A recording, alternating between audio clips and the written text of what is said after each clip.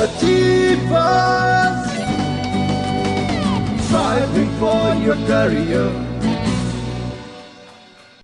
Welcome dear students. आज हम लोग एक ऐसे टॉपिक पे चलेंगे जिसमें स्टूडेंट्स को वाकई ही मुश्किल आती है और उनकी मुश्किल को हल करेंगे आज हम लोग इस वीडियो के माध्यम से। टॉपिक है परमुटेशन एंड कॉम्बिनेशन। इनफैक्ट बहुत सारे बच्चों का मुझे मैसेज आया कि सर इसके ऊपर कुछ बनाया जाए, तो उसी की ही एक ट्राई है। टॉपिक देखने में डरावना है लेकिन है बहुत सिंपल है। यकीन मानिए कभी मुझे भी ये टॉपिक डिफिकल्ट लगता था, बट यस कुछ बेसिक चीज़ों को अगर हम ध्यान देंगे तो ये टॉपिक बहुत आसान है और आप इसमें बहुत अच्छा स्कोर कर सकते हैं। Permutation and combination. तो परमुटेशन को लिटरली मीनिंग जो है वो है अरेंजमेंट्स,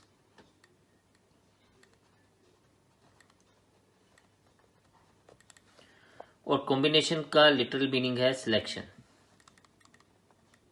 मैथमेटिक्स की लैंग्वेज में। तो जहां कहीं पर आपको परमुटेशन करने को बोला जाए मतलब आपको अरेंजमेंट्स करने को बोला जाता है, और जहां कहीं पर सिलेक्शन की बात आती है तो मतलब आपको कॉम्बिनेशन फाइंड आउट करना होता है। इसका एक बड़ा छोटा सा एग्जांपल ये है कि इंडियन क्रिकेट टीम में देयर आर 15 प्लेयर्स जो किसी कंट्री में खेलने के, लेट्स से ऑस्ट्रेलिया खेलने के। तो उन 11 प्लेयर्स जो कि प्लेइंग 11 में होंगे वो है हमारी सिलेक्शन, मतलब वो है हमारा कॉम्बिनेशन। लेकिन ये जो 11 प्लेयर्स हैं इनका बैटिंग ऑर्डर क्या बनेगा? ये जो बैटिंग ऑर्डर की डिफरेंट बैटिंग ऑर्डर्स बन सकते हैं वो है हमारा परमुटेशन, मतलब वो है हमारा अरेंजमेंट। तो जहां कहीं पर हम लोगों को चीजें अरेंज करनी होती हैं वो हमारा परमुटेशन होता है, और जहां कहीं पर हम लोगों को सिलेक्शन करनी होती है वो कॉम्बिनेशन होता है। तो परमुटेशन का मतलब अरेंजमेंट, कॉम्बिनेशन का मतलब सिलेक्शन। बस यही बात आपको ध्यान में रखनी है। तो चलते हैं आगे, इसके कुछ बेसिक फंडामेंटल्स, इसके रूल्स पढ़ते हैं और फिर फर्दर आगे कंटिन्यू करते हैं। इसका सबसे पहला रूल है फंडामेंटल प्रिंसिपल ऑफ काउंटिंग, जिसमें दो प्रिंसिपल्स हैं। एक है प्रिंसिपल ऑफ मल्टीप्लिकेशन और दूसरा है प्रिंसिपल ऑफ एडिशन। तो सबसे पहले प्रिंसिपल ऑफ मल्टीप्लिकेशन समझते हैं। ये बोलता है if there is one thing that can be done in m number of ways followed by another thing that can be done in n number of ways and so on, then total number of ways is always given to us as m cross n cross dash dash dash ways। इसके लिए एक छोटी सी example है। Suppose आप लोग एक party में जाना चाहते हैं, आप में से कोई एक पार्टी में जाना चाहता है और आपके पास 4 पेयर ऑफ पैंट्स हैं, न्यू पैंट्स, 5 शर्ट्स हैं एंड 2 शूज का पेयर्स हैं जो कि आपके पास बिल्कुल ब्रांड न्यू है। एक स्पेशल फ्रेंड की बर्थडे पार्टी में जाना है, उसने आपको बुलाया, और आप इसको किस तरह से तैयार हो सकते हैं?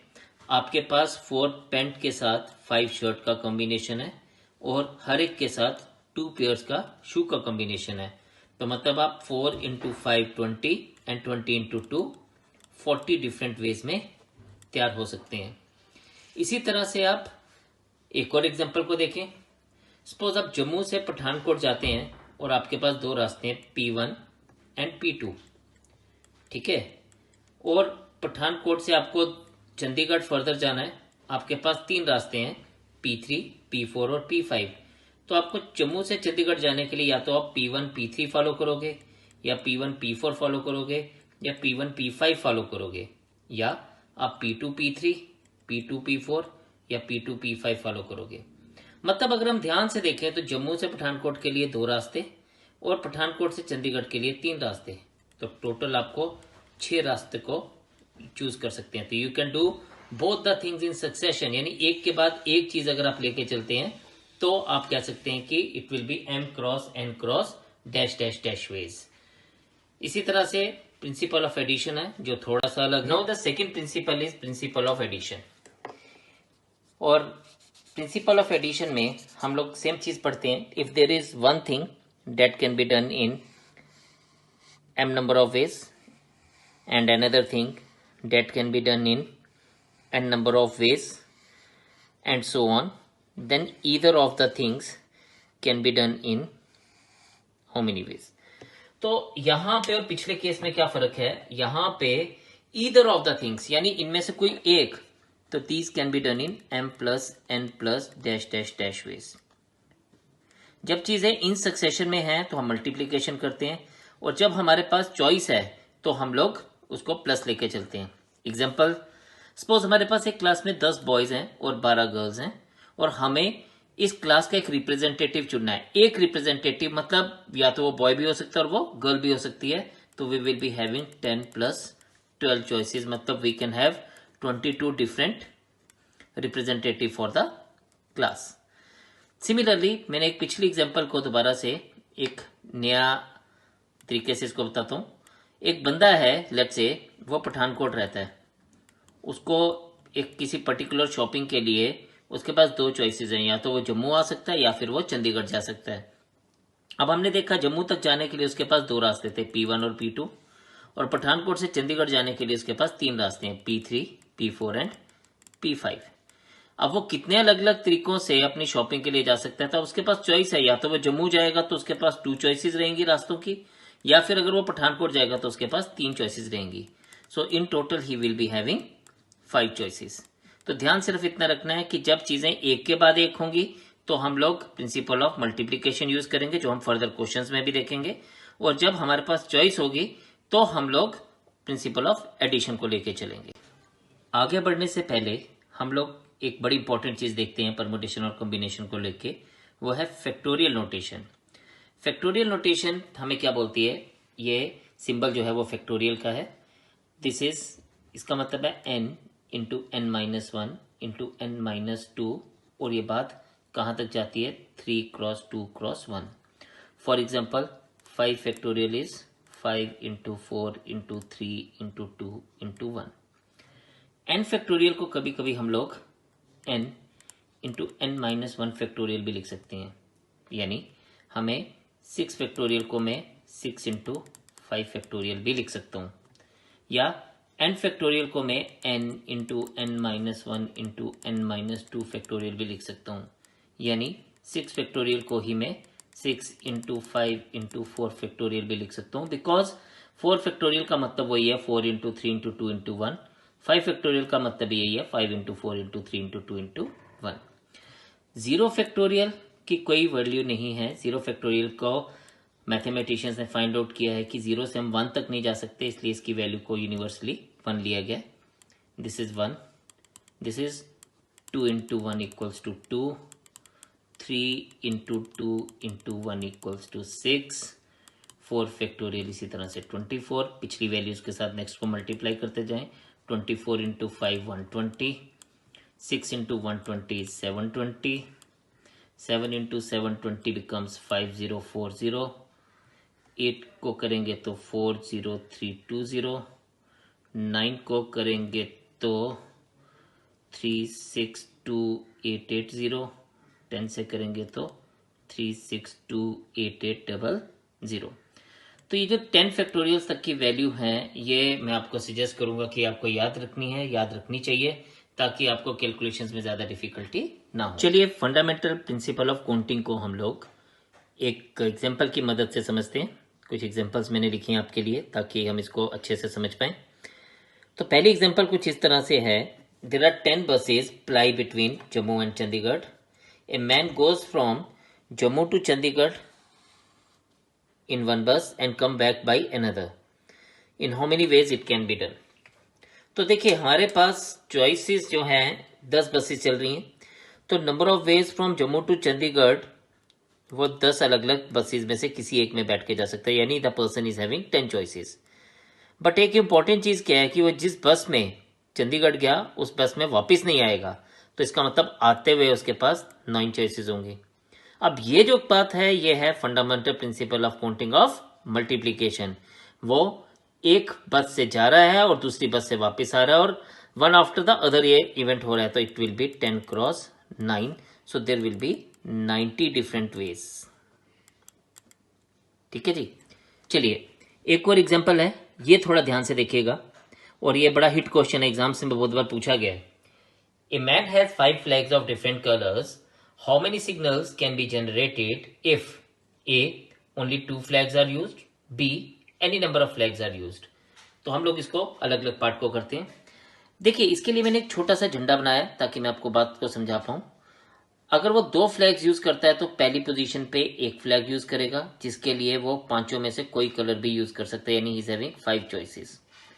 जब उन 5 कलर में से एक कलर उसने यहां यूज कर लिया फर्स्ट पोजीशन पे, तो सेकंड पोजीशन के लिए उसके पास 4 चॉइसेस रह जाएगी। तो मतलब हम कह सकते हैं number of ways for first position is 5, number of ways for second position is 4, therefore total number of signals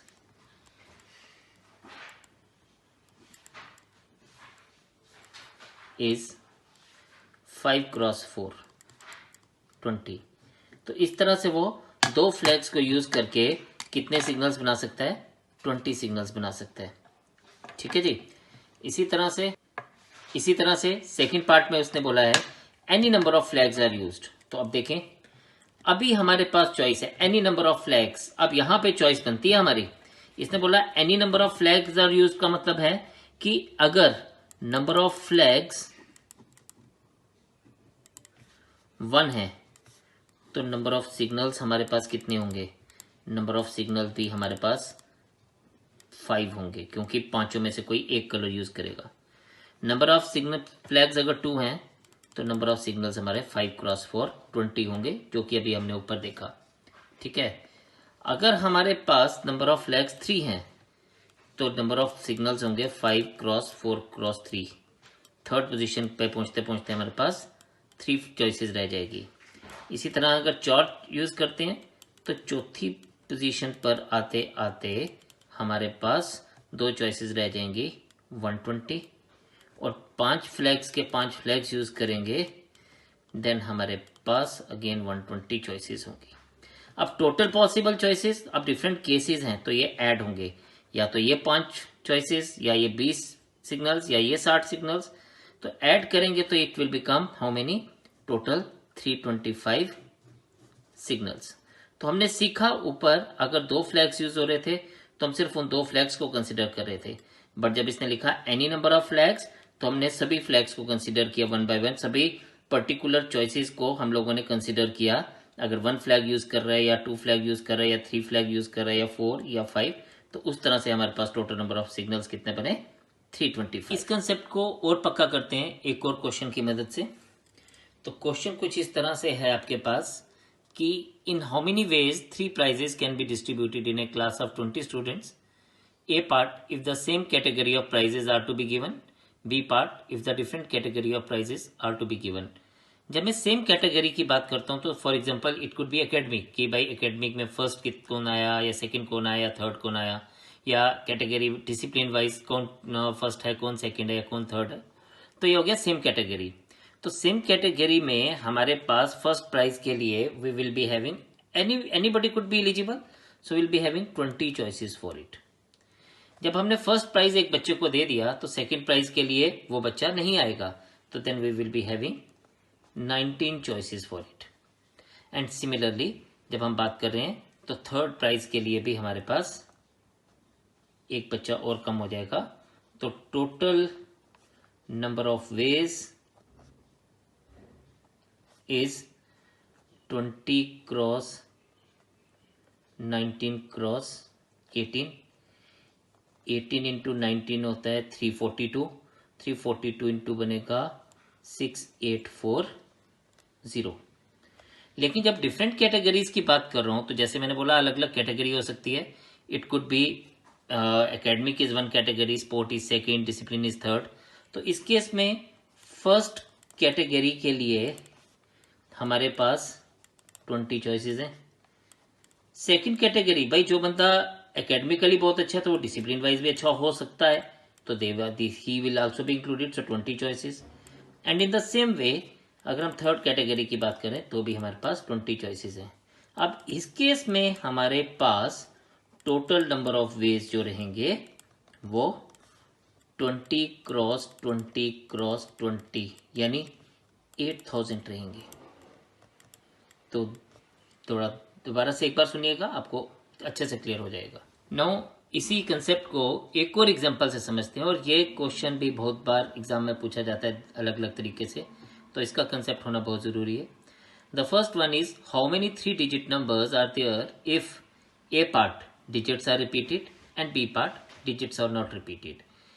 देखिए इन क्वेश्चन को हम लोगों को पास कई बार डिजिट स्पेसिफाई होते हैं, आप 3, 7, 5, 6, 8 यूज कर लें, बट कई बार डिजिट स्पेसिफाई नहीं होती, जैसा कि इस केस में है। तो हम लोग मानते हैं कि हम 0 से लेकर 9 तक कोई भी डिजिट यूज कर सकते हैं, यानी 10 डिजिट्स में से कोई भी यूज कर सकते हैं, 0, 1, 2, 3, 4, 5, 6, 7, 8, 9। तो यहाँ पे हम सबसे पहले लेफ्ट हैंड साइड को फिलअप करते हैं। ये वैसा ही है जैसे हमने 3 जगहों को फिलअप करना है। The 100 place can be filled up in 9 ways, यानी हम इसमें 1, 2, 3, 4, 5, 6, 7, 8, 9 कुछ भी डाल सकते हैं, बट यहाँ पे हम 0 नहीं डाल सकते। 0 डालने से ये 2 डिजिट नंबर रह जाएगा, राइट। और नेक्स्ट के लिए क्योंकि रेपिटेशन अलाउड है, जो डिजिट हम यहाँ लगा रहे हैं, कोई भी एक डिजिट लगा रहे हैं, उसको हम लोग यहाँ यूज कर सकते हैं। तो we will be having 10 choices here, and similarly we will be having 10 choices. So number of possible numbers हमारे पास कितने बनेंगे, वही fundamental principle of counting, that is 9 cross 10 cross 10, it is equals to 900 numbers. So if digits are not repeated, means if repetition is not allowed, तो क्या होगा? तो 100 place को तो हम वैसे ही फिलअप करेंगे because we are having 9 choices for it. अब इसने बोला रेपिटेशन इज नॉट अलाउड, मतलब जो 100 प्लेस पे हमने डिजिट यूज किया, कुछ भी किया, 1, 2, 3, 4, 5, 6, 7, 8, 9 में से कुछ भी जो यूज किया वो हम फर्दर यूज नहीं कर सकते, बट इस केस में हम 0 यूज कर सकते हैं। वैसे तो 9 से एक चॉइस कम हो जाएगी, लेकिन क्योंकि 0 यूज कर सकते हैं तो we will be having 9 choices again. तो यहां भी 9 चॉइसेस, यहां भी 9 चॉइसेस। अब जो इन दो जगहों पे जो डिजिट्स यूज कर लिए हमने या कोई नंबर्स यूज कर लिए, वो फर्दर यूज नहीं हो सकते, तो इसलिए यहां पे हमारे पास 8 चॉइसेस रहेंगी। तो देयरफॉर यहां पे पॉसिबल नंबर्स हमारे पास कितने बनेंगे, यहां पे पॉसिबल नंबर्स बनेंगे 9 क्रॉस 9 क्रॉस 8, यानी 648। तो ये एक बड़ा इंपॉर्टेंट क्वेश्चन है जो बड़ी बार एग्जाम में पूछा जाता है, तो आपके लिए आप इसको अच्छे से कर सकते हैं, देख सकते हैं। तो चलते हैं नेक्स्ट कंसेप्ट के ऊपर फर्दर देखते जाइए।